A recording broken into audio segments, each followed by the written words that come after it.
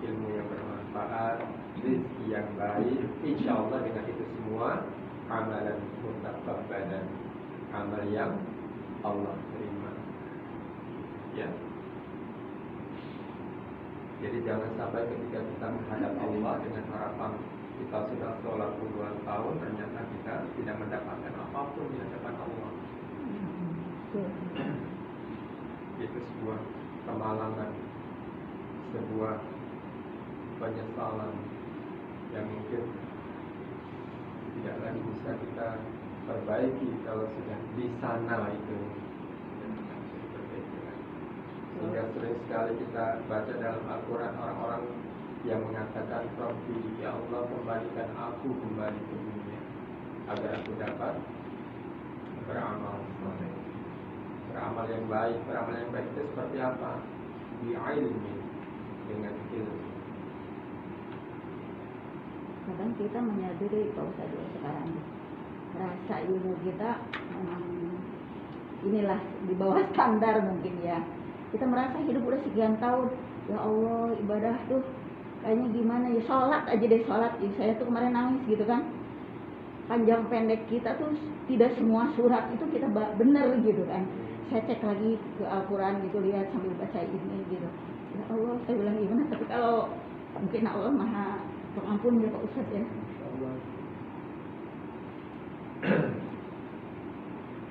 Sholat salah satu diantaranya itu, apakah dia sudah memberikan kepada kita manfaat yang dikatakan Allah, inna sholata tanha 'anil fahsya'i wal munkar. Kita mungkin hanya sebatas pada pekerjaan sholatnya saja, bukan dengan aqimi. Allah mengajarkan kepada kita perintahnya dengan aqimus sholat, tegakkan sholat. Tegakkan sholat dengan ilmu. Ya, kita mengetahui tentang wajibnya sholat, apa saja itu kewajibannya sholat. Kita mengetahui tentang rukun-rukunnya sholat. Ya, di antara dari rukun-rukun sholat itu ada yang paling utama ya. Kalau kita bicara tentang rukun-rukun sholat kan gerakan-gerakan sholat itu debatable, kadang-kadang menjadi perdebatan gitu loh. Ya, tapi ada satu poin di dalam rukun sholat itu yang semua orang harus menyatakan iya, harus seperti itu. Apa itu? Maknanya. Kita sampai nggak? Kita sampai nggak seperti yang Nabi katakan bahwa sholat itu adalah mi'rajnya orang-orang beriman. Kita sampai nggak ketika kita sholat jiwa kita naik ke langit? Atau mungkin kita hanya di sini aja gitu, asik dengan pikiran kita jadi sini, tapi jiwa kita tidak naik ke langit. Apa yang dilakukan Rasulullah ketika Mi'raj? Dia beraudiens kepada Allah. Dia berdialog. Ya. Sampai nggak tuh sholat kita sampai pada tahapan itu kita merasa bahwa kita tengah berdialog kepada Allah. Atau jangan-jangan bahkan tidak merasa kita sedang sholat. Ingat apa? Sadar lagi, ingat lagi. Ya, kita kalau sampai pada kesadaran itu bahwa sesungguhnya ketika kita sedang sholat itu kita sedang berdialog kepada Allah, maka tentunya kita bisa menempatkan diri kita, ya, kita tengah berdialog dengan siapa. Bahkan ketika saya berdialog dengan ibu-ibu ini kan saya menggunakan bahasa yang baik, saya menampilkan sikap yang baik. Apalagi dengan Allah. Ya. Ibu memahami apa yang saya katakan? Saya mengerti apa yang saya katakan. Dalam sholat ibu mengerti nggak apa yang saya katakan? Nah, kalau gitu gimana, Bu? Syaratnya berdialog interaktif seperti ini kan karena sama-sama mengerti. Ya Bu ya. Allah maha mengerti bahasa apapun yang kita gunakan. Ya. Tapi sebaiknya untuk mencapai ketumakninah kita di dalam sholat, kekhusyuan kita di dalam sholat, pahami apa yang kita baca. Ya. Sehingga kita ada respect ada rasa penghormatan kita, ada rasa takzim kita ketika kita salat.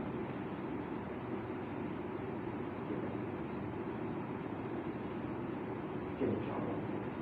Ya mulailah dari hal-hal yang sering sekali saya katakan, bacaan-bacaan yang rutin kita baca dalam sholat tuh, Al-Fatihah, belajar itu artinya Bu. Agar rasa berbeda Bu dengan ketika kita sholat hanya meluncur begitu saja tuh bacaan Fatihahnya. Ya, tidak ada rasa takzim ketika kita mengucapkannya. Di situ ada permohonan, iyyaka na'budu wa iyyaka nasta'in. Allah Rabbku, hanya kepada Engkau aku menyembah, hanya kepada Engkau aku memohon. Dalam pengucapan iyyaka ada tasdid yang itu apa yang diberikan pada huruf iya itu. Perhatikan Bu. Itu namanya dalam istilah tajwid naber. Naber itu dalam bahasa artinya melengking. Iya. Jadi diangkat di situ. Iyyaka na'budu wa iyyaka nasta'in. Artinya akan berbeda sekali loh ketika kita mengucapkan dengan iyyaka na'budu wa iyyaka nasta'in. Kalau iyyaka na'budu kepada Engkau ya Allah menyembah. Kalau iyyaka tanpa tasbih itu menyembah kepada sesuatu yang makhluk namanya. Ya. Saya pernah dengar itu. Subhanallah, ternyata hanya karena tasbih merubah tauhid kita. Merubah tauhid kita. Dengan tasbih itu kita menyatakan hanya Allah yang kita sembah. Tapi ketika kehilangan tasbih, yang kita sembah itu bukan Allah, tapi makhluk. Kalau nggak salah artinya sesuatu yang terbit dari barat. Mungkin sesuatu apa? Tapi itu makhluk. Tapi itu bukan Allah, tapi itu makhluk. Dan itu kita dilarang. Ya. Itu number ketika ia diberikan tasbih iyyaka na'budu wa iyyaka nasta'in. Tidak boleh kita mengucapkannya dengan tanpa tasbih iyyaka na'budu wa iyyaka nasta'in. Itu kita belajar tajwid menghindari kesalahan-kesalahan bacaan di dalam kita salat, ketika kita mengaji. Insyaallah dengan dasar seperti ini akan timbul semangat yang lebih besar. Oh ternyata membaca Quran itu butuh perhatian, butuh ilmu. Ya, tidak hanya sekedar baca saja. Ya, oke, ya. Seperti nun tasdid, min tasdid, apa itu? Masih ingat nggak? Kalau kita menjumpai nun tasdid dan min tasdid, apa yang harus kita lakukan? Ditahan. Itu namanya gunnah. Gunnah. Ketika Anda bertemu dengan nun tasdid atau min tasdid, ingat tahan di situ dua ketukan. Ya, tumma, tidak boleh langsung tumma. Inna, ditahan di situ. Ya, jangan langsung inna. Ya, itu perlunya kita belajar. Mungkin Bu silakan sampai di sini dulu. Mungkin ada yang ingin ditanyakan.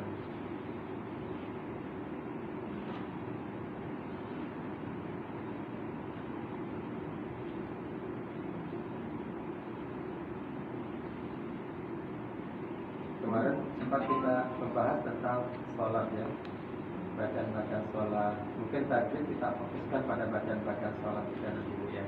Iya, betul. Oke.